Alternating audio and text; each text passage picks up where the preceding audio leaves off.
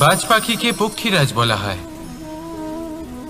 বাজের আয়ু হলো মোটামুটি 70 বছর। এবার 40 বছর হতে হতেই ওদের পালক লম্বা এবং ভঙ্গুর হয়ে যেতে থাকে, ঠোঁট বেঁকে যায়, ডানা ভারী হয়ে যায়, অর্থাৎ আগের মতো উড়তে পারে না, সেই শক্তি থাকে না। এবার সেই বাজ কি করবে? বাজ সব থেকে কঠিন নির্বাচন করে, নির্বাচন নিজের পুনর্স্থাপনার। সর্বপ্রথম একটা বিশাল পর্বতে যায়, একান্তে নিজের এক বাসস্থান তৈরি করে, আর তারপরে পাথরের সাথে নিজের ঠোঁট বারবার আঘাত করতে করতে সেই ঠোঁট ভেঙে ফেলে।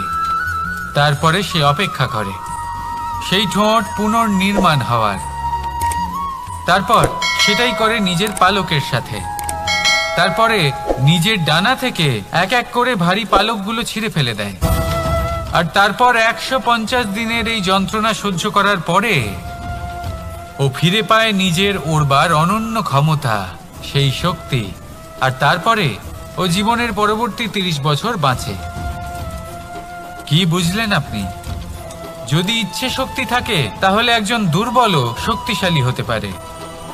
আপনিও এটাই করুন, নিজের অতীতের যন্ত্রণার বোঝাগুলিকে ত্যাগ করুন আর কল্পনার খোলা আকাশে উন্মুক্ত হয়ে উড়ে বেড়ান।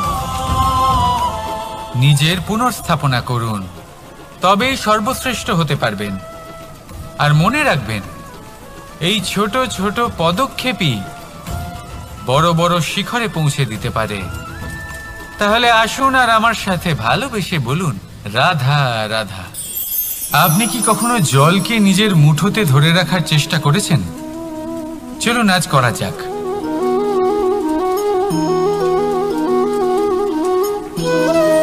যদি আপনি নিজের মুঠো জোরে বন্ধ করেন,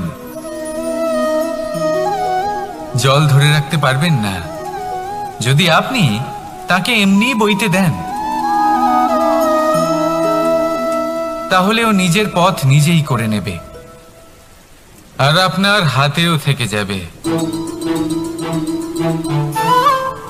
আমাদের জীবনও হলো কিছুটা এরকম, জলের মতো। নিজের পথ নিজেই করে নেয় এই জীবন। প্রত্যেক সমস্যার সমাধান নিজেই করে নেয় এই জীবন। তাই জীবনে যখন কোনো পরিস্থিতি আমাদের প্রতিকূল হয়ে থাকে, কিছুই হয়তো আমরা বুঝতে পারছি না, কিছুই যখন বসে থাকে না, তখন আমরা হতাশ হয়ে পড়ি, নিরাশ হয়ে পড়ি। আর এটাই করা উচিত নয়। শান্ত মনে দেখতে হবে যে এই জীবনে আসলে কি ঘটে চলেছে। কষ্ট সবাই ভোগ করেন। কষ্ট পেলে কেউ রেগে যান, রেগে গিয়ে পরাক্রম দেখান। এটাই তো করা উচিত নয়। শান্ত মনে সেটাই করতে হবে যা জীবন আমাদের শেখাতে চাইছে। জীবন আমাদের সব শিখিয়ে দেবে, শুধু মনে রাখবেন কখন প্রয়াস করতে হবে আর কখন আমাদের প্রতীক্ষা করতে হবে, সেটা আগে আপনাকে বুঝতে হবে। তাহলে আসুন আমার সাথে ভালোবেসে বলুন, রাধা রাধা। বল, শক্তি, পরাক্রম এই সংসারের বিকাশের মূল। কিন্তু কখনো ভেবেছেন যে প্রকৃতি আমাদের এই বল, শক্তি, পরাক্রম কেন দিয়েছেন? যাতে আমরা জীবনে কারোর উদ্ধার করতে পারি, কাউকে সাহায্য করতে পারি, কারোর জন্য ভালো কিছু করতে পারি, কোনো গরিব অসহায় মানুষের জন্য কিছু করতে পারি। এই বল, এই শক্তির সদ্ব্যবহার করতে পারি। কখনো দেখেছেন এমন মানুষ যার কাছে অসীম শক্তি আছে, কিন্তু তার সাথেই অসম্ভব অহংকারও রয়েছে? যিনি নিজেকে সর্বশ্রেষ্ঠ বলে মনে করেন, খারাপ কাজও করেন। আপনি দেখবেন প্রকৃতি এবং মানুষ তাকে ভাঙতে সর্বদা চেষ্টা করেন। মনে রাখবেন, যতই সুবিশাল পর্বত হোক না কেন, তা যদি পথে পড়ে, তাকে ভেঙে পথ প্রশস্ত করা হয়। যদি আপনার কাছে বল থাকে, শক্তি থাকে, পরাক্রম থাকে, তাহলে তার সদ্ব্যবহার করুন, কাউকে সাহায্য করুন, কাউকে রক্ষা করুন। যদি আপনি আপনার শক্তির দুর্ব্যবহার করেন, তাহলে মনে রাখবেন আপনি নিজের বিনাশ নিজেই আমন্ত্রণ করছেন। এবার বল অর্জন করার পরে, শক্তি অর্জন করার পরে আপনি নিজেকে বিনাশ করতে চান নাকি এই সংসারের উদ্ধার করতে চান? সিদ্ধান্ত আপনার। রাধা রাধা। মানুষ আর ধন, এই দুইয়ের মধ্যে সম্পর্ক খুব ঘনিষ্ঠ। ধন হলো সেই শক্তি যার ব্যবহার মানুষ করে থাকে সাংসারিক বস্তু ক্রয় করার জন্য, নিজের জীবন যাপন করার জন্য। আর মানুষ হলো সেই শক্তি যারা ধনকে গুরুত্বপূর্ণ করে তোলেন। এবার একটা কথা বলি, ব্যবহার করা উচিত ধনকে আর ভালোবাসা উচিত মানুষকে। এটা বেশিরভাগ মানুষই বোঝেন না। মানুষ এখানেই সব থেকে বড় ভুল করে বসেন। তারা ভালোবাসেন ধনকে আর ব্যবহার করেন মানুষকে। এ হলো অনুচিত। দেখুন, আপনি একটা সূচের দ্বারা যুদ্ধ করতে পারবেন না, আর কোনো তলোয়ার দ্বারা বস্ত্র সেলাই করতে পারবেন না, তাই না? কোনটা কিসের জন্য হয় সেটা বোঝা অত্যন্ত জরুরি। আপনিও সঠিক দিকে অগ্রসর হন। মানুষকে ভালোবাসুন আর ধনকে ব্যবহার করুন। যদি আপনি মানুষকে ব্যবহার করেন তাহলে আপনি ভালোবেসে ফেলবেন ধনকে, আর এই ভালোবাসা ধীরে ধীরে পরিণত হবে লোভে, আর ধীরে ধীরে এটা আপনাকে বিনাশ করে দেবে। তাহলে সমস্ত মানুষকে ভালোবাসুন আর এইভাবে ভালোবেসে বলুন, রাধা রাধা। সাফল্য কে না চান? সাফল্য লাভ করার, শিখরে পৌঁছানোর আলাদাই একটা আনন্দ রয়েছে। আর আপনজনদেরও কে না চান? প্রত্যেক মানুষ চান যেন জীবনে তার কোনো আপনজন থাকে, যারা সব সময় তাদের সাথে থাকবে। কারণ আপনজনের সাথেই তো সাফল্যের আনন্দ সব থেকে বেশি পাওয়া যায়। কিন্তু আসলে কি হয়, অনেক সময় সাফল্যের খোঁজে সেই পথে চলতে চলতে আমরা আপনদের থেকে দূরে চলে যাই। না চাইতেও দূরে চলে যেতে হয়, ওনাদের সাথে সময় কাটাতে পারি না। আর আমরা ভুলে যাই যে সাফল্যের আসল আনন্দ আপনজনদের সাথেই পাওয়া যায়। সফল হওয়ার পরে আপনদের সাথে দেখা হলে তাদের চোখে আমাদের জন্য যে আবেগ থাকে, যে সম্মান, যে প্রেম থাকে, সেটাই হলো আসল পুরস্কার। আমরা সেই কথা ভুলে যাই এবং একা হয়ে পড়ি। বেশিরভাগ সময় এটাই হয়। বেশিরভাগ সময় সফল মানুষগুলি একা হয়ে যান। এবার আপনি কি চান? আপনি অসফল হয়ে দিনগুলি একাকিত্বে কাটাতে চান, নাকি সফল হয়ে আপনজনদের সাথে আনন্দে থাকতে চান? সেই সিদ্ধান্ত আপনার। সাফল্যের পেছনে ছুটুন, নিজেকে উজাড় করে দিন, কিন্তু আপনজনদের সঙ্গ ত্যাগ করবেন না। সেই আপনজন যারা আপনার সাফল্যের জন্য দায়ী, সেই আপনজন যিনি আপনার সাফল্যে আনন্দ পান, সুখ লাভ করেন, তাদের কখনো ত্যাগ করবেন না। আসুন আমার সাথে ভালোবেসে বলুন, রাধা রাধা।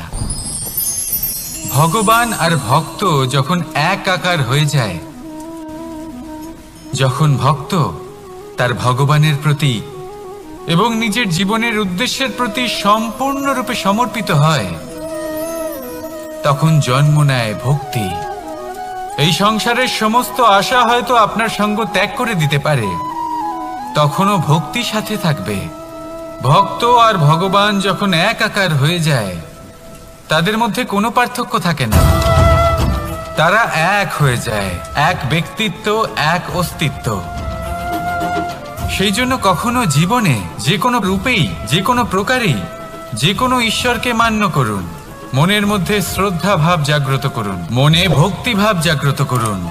এই সমগ্র সংসারে সব কিছু আপনাকে ছেড়ে চলে গেলেও তখনও এই ভক্তি শুধুমাত্র আপনার উত্থান ঘটাবে।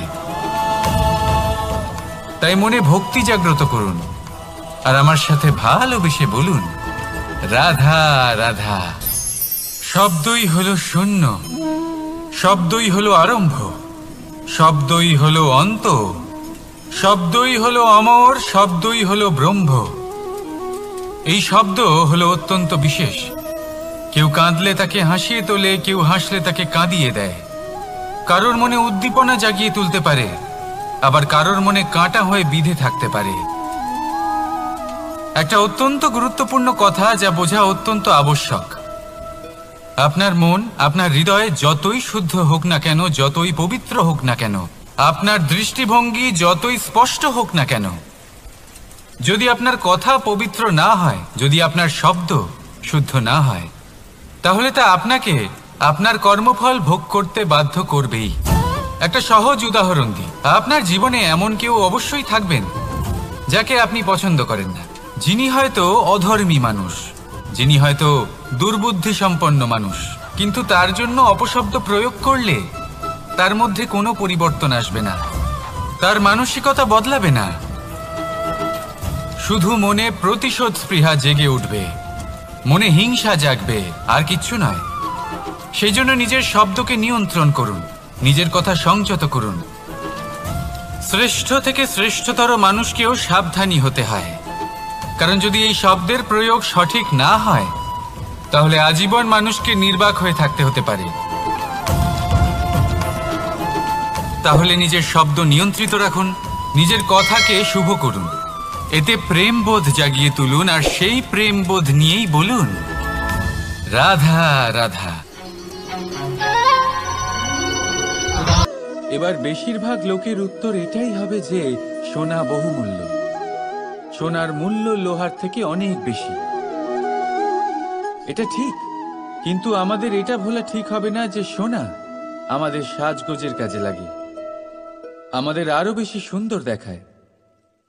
অন্যদিকে লোহা সেই সৈনিকদের ঢাল ও তলোয়ার হয়ে তাদের রক্ষা করে যারা আমাদের প্রাণকে রক্ষা করেন।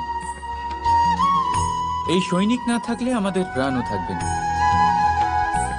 এবারে বলুন, সোনার মূল্য বেশি হওয়াতে কি লোহার মূল্য কমে যায়? কখনোই নয়। ঠিক সেইভাবে এই জীবনে আপনি যতই চেষ্টা করুন, কিছু না কিছু এমন থেকে যাবে যা আপনি কখনোই পাবেন না, আর সেই কারণে নিজেকে অক্ষম মনে করা অনুচিত। হতে পারে আপনার কাছে সেই গুণ আছে যেটা সংসারে আর কারোর কাছে নেই। সেই গুণটাকে চিনুন, সেটাকে বাড়ান, আর সেটাকে ব্যবহার করুন। তাই মনে রাখবেন, সংসারে প্রত্যেকটা ব্যক্তি বিশেষ হয়, আর এই সংসারে সবাই সবকিছু পায় না।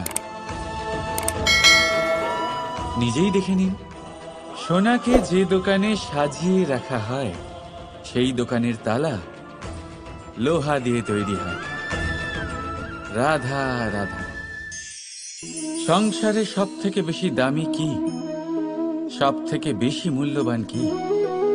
কেউ বলবে সোনা, কেউ বলবে রত্ন, কেউ বলবে মুক্ত, কেউ বলবে মানিক। এগুলো কতটা মূল্যবান? ধরুন, কিছু সোনার মুদ্রা দিয়ে আমরা মুক্ত কিনতে পারি, কিছু মুক্ত দিয়ে একটা মানিক, কিছু মানিক দিয়ে কিনতে পারি একটা হিরে। কিন্তু এই জগতের সমস্ত ধন খরচ করেও একটা জিনিস আমরা কিনতে পারবো না, আর তা হলো একটা মুহূর্ত। কি হলো? সত্যি সামনে এসে গেল। সত্যি হলো এটাই যে জগতে সব থেকে বেশি মূল্যবান সময়, সেই সময় যেটা আমরা এমনি নষ্ট করে দিই, অকাজে, কখনো কোনো আশাতে, কখনো শোক করে, কখনো ঘটে যাওয়া দিনের কথা ভেবে, তো কখনো ভবিষ্যতের চিন্তাতে। এই সময়ের সদ্ব্যবহার আমাদের করা উচিত।